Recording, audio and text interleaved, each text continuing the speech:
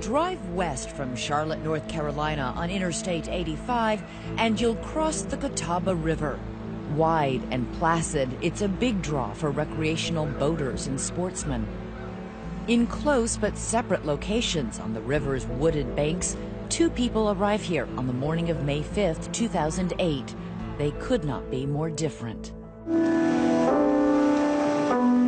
One is a 20-year-old student from nearby UNC Charlotte, Ira Yarmolenko, a musician, a photographer, a poet. We as women, as children. An outdoorsy type who loves nature. Ooh. She really enjoyed the beauty of nature, and she tried to find it everywhere.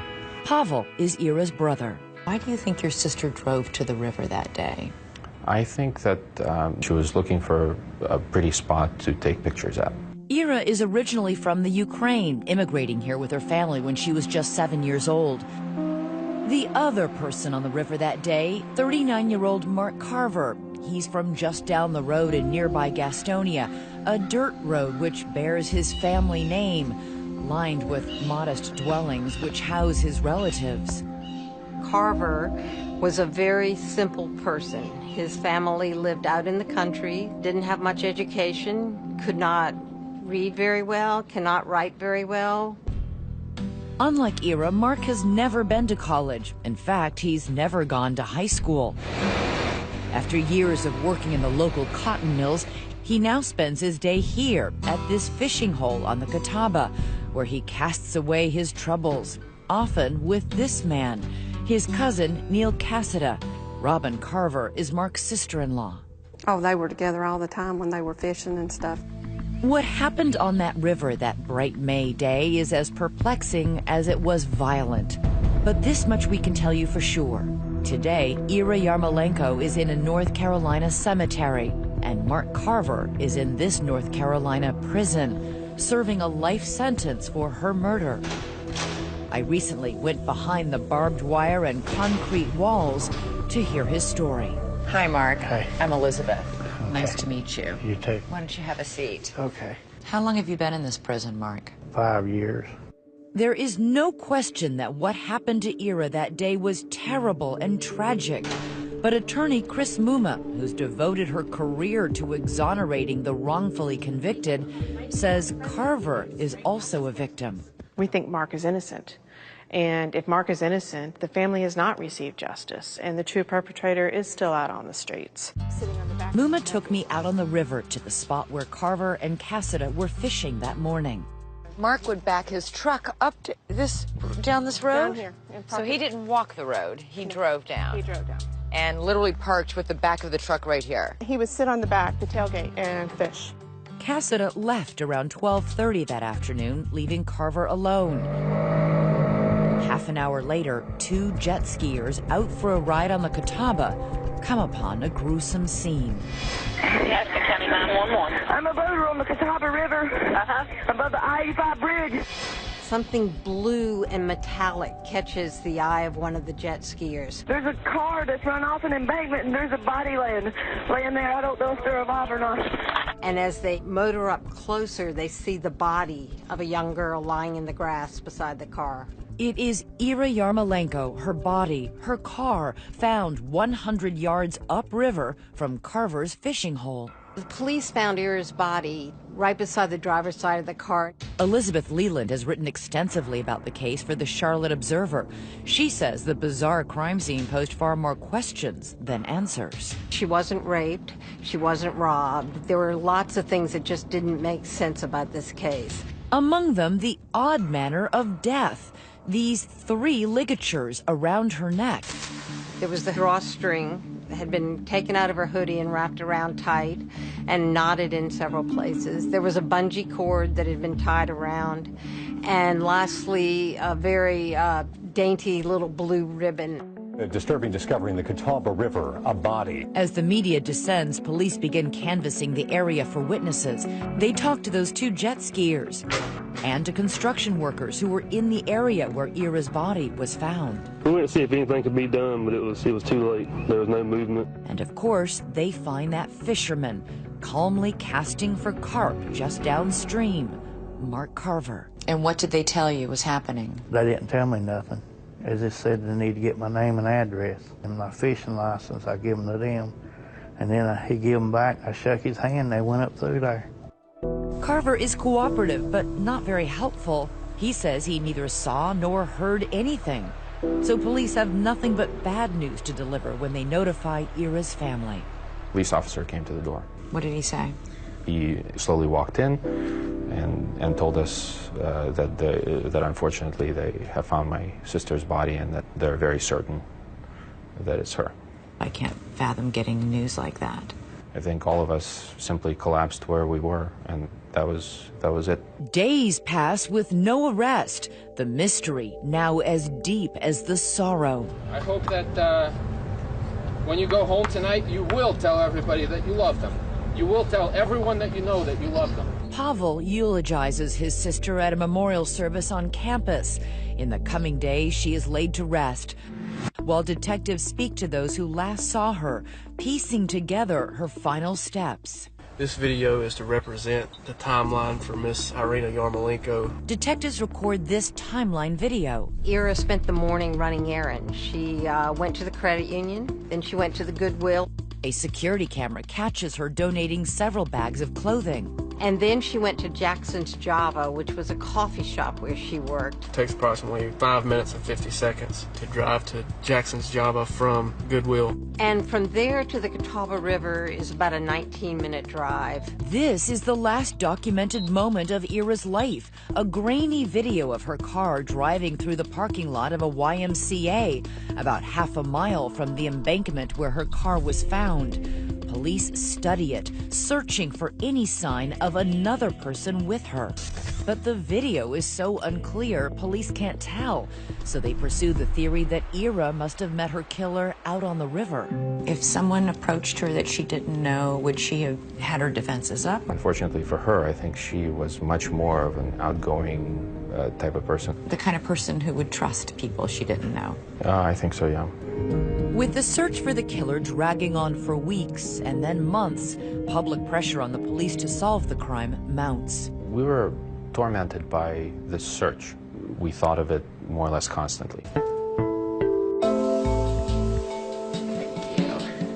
I'll need you to put on these gloves before going through the evidence. On the ground floor of the Gaston County Courthouse, we find this cardboard box. Inside, the evidence from the Ira Yarmolenko crime scene, the 3 ligatures that were wrapped around her neck, a small floral bag from which one of those ligatures, a blue ribbon, had been torn. Look at how tight that knot is. Crime scene photos of her car on the banks of the river, all pieces of a Rubik's Cube of a case. Investigators spend 6 months working every possible lead and interviewing cooperative witnesses like Mark Carver repeatedly. Did you see that little girl? I told him I didn't know what happened to the girl, but I went up there and helped her. Carver and his cousin Neil Cassett have both volunteered DNA samples. Meanwhile, Ira's family works the media, keeping images of the smiling student, the carefree spirit that was Ira, alive in the public's mind. We simply did the only thing we could do, contact local media and get information out there so that possible witnesses would submit information. Pavel, a brother who won't quit, at one point appeals directly to the killer. I have no doubt that once you truly realize how deeply you've hurt us all, you'll have no choice but to surrender. It is not until 7 months after the murder that investigators finally catch a break. They have a DNA match. Traces of Mark Carver's DNA in one spot on the outside of the car, above the rear driver's side door. Neil Cassett's DNA is in 2 spots, on the inside of the right passenger window and on an armrest. What kind of DNA are we talking about? It's DNA where skin cells have been shed, and typically it's called touch DNA. It is not blood DNA or semen, but police think it's enough, even though the 2 cousins had no obvious motive for murder. The question that the DNA never answered and the police never could was why these men would kill Ira Yarmolenko. Groping for answers, police come up with a theory that Ira had somehow seen Carver and Cassida doing something so outrageous they had to kill her to keep their secret. Their theory was that Ira was down there to photograph and caught the men doing something that they didn't want anybody to know about. And so that the men violently strangled her and pushed the car down the embankment, and that's why their DNA was found on it. So now Mark Carver finds himself on the hot seat. Do you know what DNA is? Yeah. I found your DNA inside her car. I can explain it. Now, you didn't find mine. Yeah, I did. I did. I'm yours and Neil's buddy. My DNA ain't in that car. How much money do you want? I bet you $1 million. My DNA ain't in that car. I didn't know that car was even up there. Hey, mine. I can't help it, but I didn't do it. You said you didn't see a car, you never heard a car, you never touched a car. Lo and behold, guess whose DNA is inside a dead girl's car? Yours. Over and over again, you keep telling the police, we didn't touch the car. I told them, but they didn't believe nothing we told them. In fact, during that hour-long interrogation, Carver denies seeing Ira or touching her car more than 50 times. I'm telling the truth. When the interview finally wraps up, police allow Carver and his cousin Neil Cassida to go home. But Neil's daughter Amy says the writing was on the wall. He walked in and he was like, they're trying to pin this on me. Did he tell you what they said to him? Well, they were saying that they knew he did it. He just needed to confess it. 2 days later, before sunrise, police show up to arrest the men. They haul them back in and give them one last chance to confess. All right, Neil, we got a few procedural things to do real quick. This is Neil Cassida. Y'all parked in the wrong tree. I swear on Mama's grave I didn't have a thing to do with it. No confession, no matter. Police charge Mark Carver and Neil Cassida with her murder. The two men are charged with first-degree murder, even though Neil Cassida had already passed a polygraph. The men appear stunned and confused at their arraignment the following day. Like everybody was just in shock. We just couldn't believe it was happening. We do not want to go to trial until we have all the evidence. The man leading the charge against Carver and Cassida is Gaston County District Attorney Locke Bell. But it is a slow charge. Even after the men make bail, Neil Cassida's family greeted him inside the Gaston County Jail tonight. No comment, please. Police continue to test and eliminate 8 other suspects. 2 years pass before prosecutors bring the case to trial. Then, on the eve of the opening arguments in Neil Cassida's case, a shocking development. It was Sunday morning. The trial started on Monday. He was in the kitchen, and he told my mom, I'm having a little trouble breathing, and he just fell over. Neil Cassida never gets his day in court. Neil Cassida died in his Mount Holly home Sunday morning. Those 2 years was very hard on him. He was so worried that he was going to prison for something he didn't do.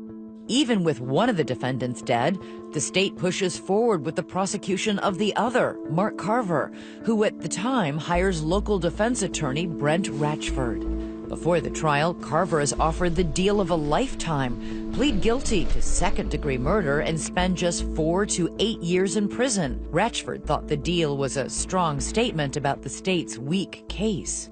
I'd never gotten such a low offer. He turned it down without batting an eye.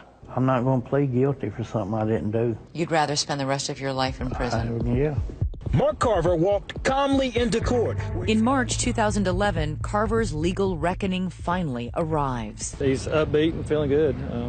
He's innocent, so we're ready for our day. At trial, prosecutors build their case on 3 key pieces of evidence. The first, Carver's proximity to the crime scene. If he were less than 100 yards from where Ira was killed, prosecutors argue his claim that he heard nothing that day can't be true. Detectives testify about an experiment they conducted on the river. One detective stood where Carver was fishing, another where Ira was. According to testimony, they spoke in normal voices and could hear each other. We had a lot of issue with that, but it was allowed to come in anyway. The second piece of evidence is that touch DNA found on Ira's car that matched Mark Carver. Prosecutors say it proves he touched the car and therefore must have been at the crime scene. And to drive that point home, the state has an ace in the hole. A moment from that interrogation where Carver, police testify, gave himself away. I believe the words he used was a little thing or a little... Detective William Terry was also in the room during that interrogation. He said that she came up to him about right here. The gotcha moment was when the police detective was recounting the interrogation and said that Mark Carver knew that Ira was little. That moment is crucial. Carver had always said he had never seen Ira, so prosecutors ask how could he know how tall she was unless he was lying. The very first thing I thought of was, they got you. Judge Timothy Kincaid presided over Carver's murder trial. That's what did it for you? That was the turning point of that trial for me. And with that, the prosecution rested its case. Everyone was then sort of on the edge of their chairs waiting for the defense to present a case. But to the shock of Carver's family, Ratchford decides the state's case is so weak, he will present no witnesses or evidence for the defense. They could not explain how the crime occurred. Based on that, the jury's not going to be convinced beyond a reasonable doubt. They told us no way that they were going to be convicted. They're wrong. It takes the jury just a few hours to return with a verdict, guilty of first-degree murder. When I heard that verdict come down, I couldn't breathe. I was like, oh my God, they got it wrong. Gregory F. Taylor is innocent. Chris Muma gets people out of prison. Amen. Her organization, the North Carolina Center on Actual Innocence, has had a hand in overturning 19 convictions. The point at which I really thought maybe there was something to this case was finding out that Chris Muma was involved. And I thank you so much. Muma takes on only 2% of the clients who approach her. In 2013, she agreed to make Mark Carver's fight her own. You rarely take these. You picked Mark's case. Why? The bottom line is there a valid question mark, and is there a way to get the answer? Mark's case met all the criteria for us. And if anyone ever needed a sharp legal mind in his corner, it is Mark Carver. Muma argues he was easily manipulated by police because of his limited education. Is it hard for you to read and write? Yeah, I can read a little bit, but I can't write. I'm literate. You really have to go all the way up the hill. One of the first problems Muma noticed in the case was that the killers were, she believes, physically incapable of killing. There's all kinds of things that don't fit together. It doesn't fit together that two men who are so limited in their physical ability could do this to a young, vibrant, strong girl. Neil had a terrible heart condition. His family said he couldn't walk 20 feet without becoming winded. Mark Carver has carpal tunnel in his hands. He says he can't even hold a plate for long without dropping it. Those years working in a cotton mill had left Carver disabled. He showed us the scars on his arms from multiple surgeries. So how does that affect what you can do and what you can't do? I can't grab nothing, hold it for a long time. Can you button your cuff back up? Yeah, just take me a minute. I'll get it in a minute. Just have to give me time. Okay. Could these hands throttle someone to death? And even if Carver had killed Ira for reasons unknown, why on earth would he stay at the scene? It doesn't make sense. Who's going to kill someone and then go right back to fishing? Muma also points to this man who asked us not to reveal his identity. He was on the Catawba River that day and even spoke to Mark Carver around 2 p.m. in that crucial period after Ira was killed and before police questioned Mark Carver. We talked about fishing and talked about his family. We had a good conversation for about 30, 35 minutes. But most importantly, this man says he didn't notice anything about Carver that suggested he had just been through a homicidal struggle. Mr. Carver wasn't muddy, he wasn't wet, he had no scratches on him. He was just as normal as anybody could be normal, just sitting on the back of his SUV fishing. Muma thinks this man's testimony could have been important at Carver's trial, but he was never called to testify. Instead, the jury heard from that detective who described the sound experiment police conducted on the river, trying to disprove Carver's claim that he heard nothing. We recreated that experiment for ourselves. So let's send you over to where Ira was. Okay. I'm going to stay here where Mark was. Okay.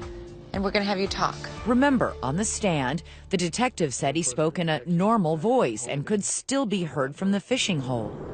Can you hear me? Can you hear me? I don't hear anything. Can you hear me? Did they do it yet? Elizabeth, can you hear me? Tell her to yell. Can you hear me?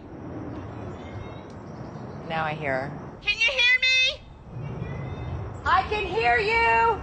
You cannot hear each other talking at a normal voice. You can't hear each other talking when you raise your voice several levels, and that's what I did with you. You shouted as loud as you could. I did shout as loud as I could. Of course, the jurors never saw an experiment like this. They just heard the detective's testimony about it. And this isn't the only time Muma thinks that the detective's testimony may have misled the jury. He said that she was, I believe the words he used was a little thing. Remember that bombshell moment when he described how Carver seemed to know Ira's height, even though he claimed never to have seen her? He said that she came up to him about right here.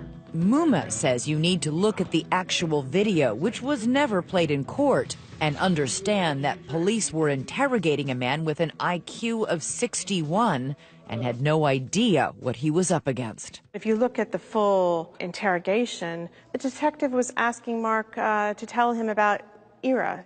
In fact, it is the detective interrogating Mark who calls Ira little and then encourages him to describe her, even though he's already said over and over he's never seen her. She was a little bit like what, yeah. I'm going to call her. She wasn't real tall. She wasn't that tall to me. I called her you. About 5'4". So she wasn't much taller than you? No. It is the detective who's telling Mark. The detective stands up and says, she would have come about here on you, right?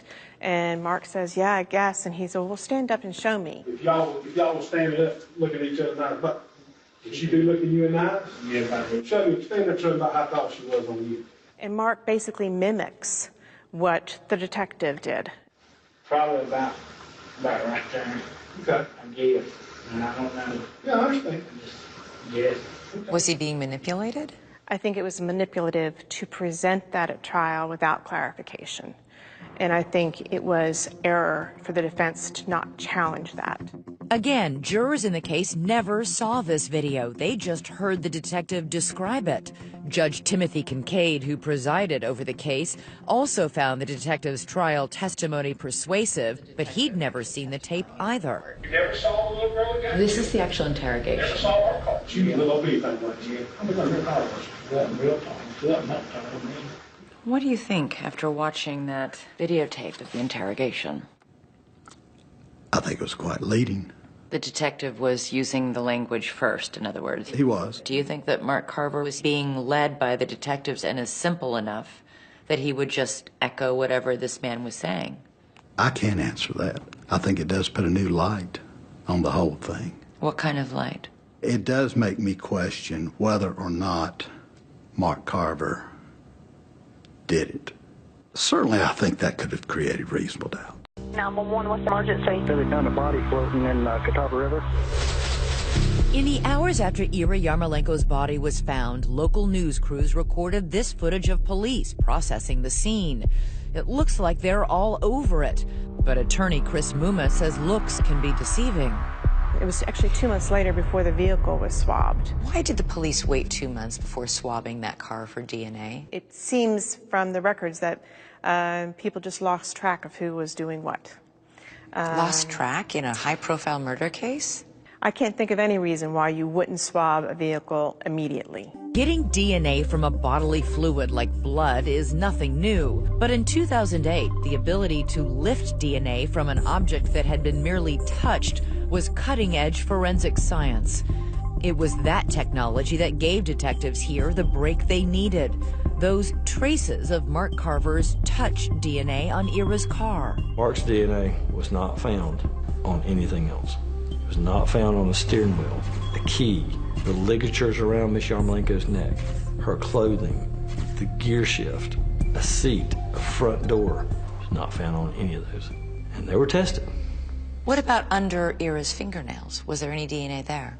There were two profiles. There was hers, which you would expect to find there, but there also was another profile that was unidentified. To this day, police have not been able to identify to whom that mystery DNA belongs, or explain why so little of Mark Carver's or Neil Cassada's DNA was found at the crime scene. Wouldn't his DNA have been all over Ira? We're talking about a life and death struggle here, a death match. I would expect to see more of his DNA on her body or on her clothing. Dr. Lawrence Kobylinski is a DNA expert who has testified in nearly 50 trials. He says most of all, he would expect to see Carver's touch DNA on those ligatures around Ira's neck. You would expect sufficient numbers of cells to be left behind. The simplest explanation is that he did not touch those ligatures. And if it's possible that Carver didn't touch the ligatures, is it also possible he didn't actually touch the car? Most people think of DNA only being able to be in a place if they specifically touch it, and they don't consider the fact that someone else may have had contact with them and then touch the car. There are two ways that DNA can be deposited on an item of evidence. One way is a direct transfer, in which I touched I touch something and I leave behind DNA from my hands. The second possibility is an indirect or secondary transfer, where I shake your hand and now I touch a vehicle and I transfer your DNA onto that vehicle. So how could Carver's DNA have been transferred? Remember, he spoke to police that day on the banks of the river. The officer who came over and took Mark's driver's license, so he's holding an item that has Mark's DNA on it, and he shook Mark's hand. And look again at the crime scene photos and video. Muma says it's clear some of the officers were not wearing gloves, even while they were touching the car. They're touching the inside of the car, they're touching the outside of the car, they're touching the doors, the handles, so it's contaminated. This officer even appears to lean on the car door. And something else is startling.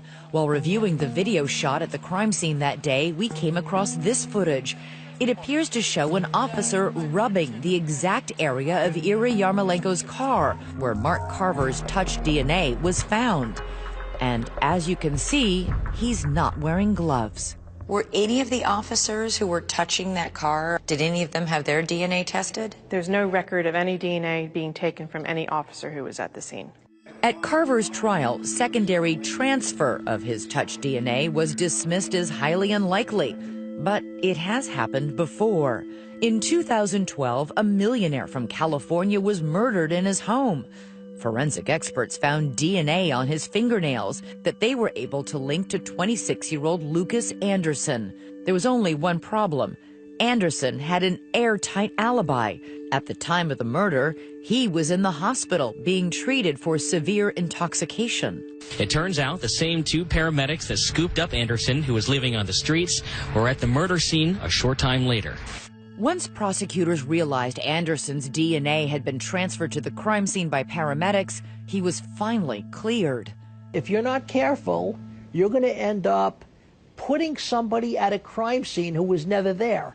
So why didn't Carver's original defense attorney call a DNA expert to explain how that might have happened here? Sometimes you're opening Pandora's box. You think you're putting in a lot of good evidence, but it could turn around and bite you.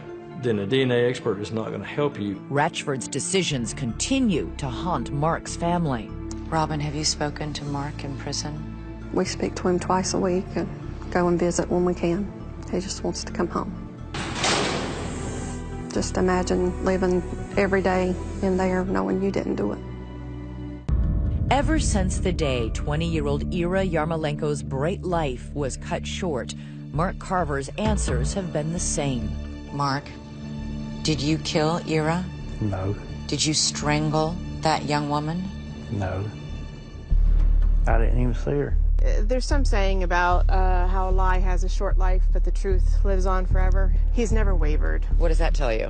It tells me he's telling the truth. And if Mark Carver is telling the truth, that means a killer is still on the loose. Someone who can solve the puzzle of that crime scene on the Catawba River. Why, for example, were there 3 ligatures around Ira's neck? It's definitely overkill, The hoodie string was probably enough to cut off the air supply in her neck.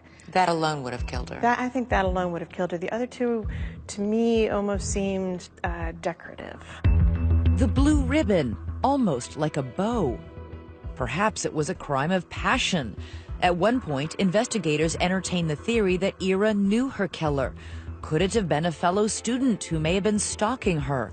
Or a customer from that coffee house where she worked, who some said might have been obsessed with her? Or someone who coerced Ira to let them into her car that day?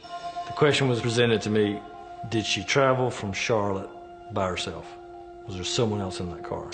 Remember, investigators were never able to enhance these surveillance images enough to confirm if Ira was alone or not. The footage was not good enough quality where someone could tell whether there was another person in the car, either in the front seat, back seat. Even if Ira was alone, there was no shortage of other suspects in the area who might have committed a crime of opportunity. There were a lot of construction workers.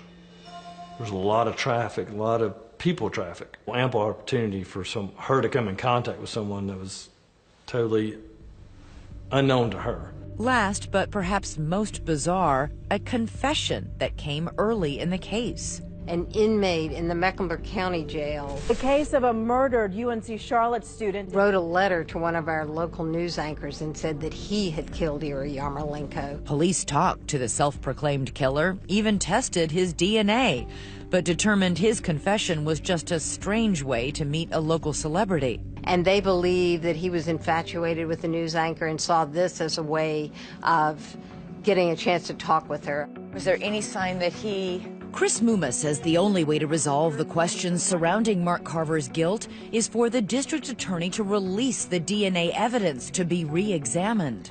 The district attorney in this case has opposed you every step of the way. He has. He has. And I've asked to sit down with him. I've asked to meet. I asked her, why should I help you to get somebody off that I firmly believe is guilty? Prosecutors in this case declined to talk to us on camera, but they have steadfastly defended the touch DNA evidence. After all, even if Carver's was inadvertently transferred to the car, his cousin Neil Cassidy's was found there too. What are the odds of 2 DNA transfers happening? There's another way to look at this. If we do believe in secondary transfer, we have to start thinking about secondary transfer of both. But Carver is adamant his only crime is being a gullible fisherman in the wrong place at the wrong time. Why do you think police were so focused on you? Because they just wanted somebody to take the rap for it, and they didn't care who done it. I think they thought they were easy targets.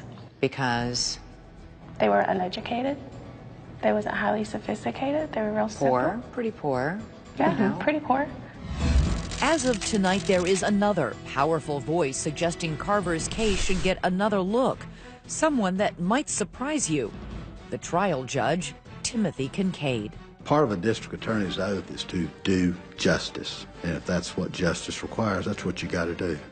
It's been nearly 6 years since Mark Carver was convicted of Ira Yarmolenko's murder. His original defense attorney stands by his handling of the case, but has been haunted by it ever since. This is the one trial in 20 years that I have lost sleep over. Mark Carver is innocent. I would love to get a second chance. A second chance for Mark Carver. That's what Chris Muma hopes she can deliver. Just yesterday, she filed a motion demanding Mark Carver receive a new trial. We will certainly be saying that we thought that he had ineffective assistance of counsel, that he should have had a forensic expert of his own testifying, that they should have put the videotape in. What are the chances that you're going to be successful? We've been around this block enough to know it's not good to bet on it. So we're going to fight for him, and we're going to hope that the district attorney will work with us. It's a long process, but I do believe the truth will come out, and Mark will be freed from prison. Ira's family believes the truth is already out, and it's time for everyone to accept it. Are you absolutely convinced Mark Carver is your sister's killer? I'm convinced that he was one of the killers. If there's evidence that shows that Mark Carver is not guilty, that evidence needs to be stronger than the evidence that was used to convict him. With Mark put away, Ira's family would like his story to go away. To us, it's just more trauma. Forcing you to relive the worst moments of your lives. Yes, but at the same time, this is part of the overall system of justice in this country. What would you say to Ira's family? I'm sorry that it happened, and I know they're hurting over their kid. I want them to know I'm innocent. And if you believe Mark Carver, it means the mystery of what really happened to Ira Yarmolenko on that clear May morning remains as murky as the Catawba River. Shortly after the murder, a cross was placed there in Ira's honor. Before we left, we found it in the brush. So this is the cross. Nothing else remains. Two families still in pain, but for the Carvers, hopes that that motion filed just yesterday will now lead to a new trial and especially a fresh look at the DNA evidence. So our question for you at home tonight, do you think Mark Carver was the killer? Let us know on Facebook and Twitter. Use the hashtag ABC2020. I'm Elizabeth Vargas. And I'm David Muir. From all of us here at 2020 and ABC News, have a good evening and a great weekend.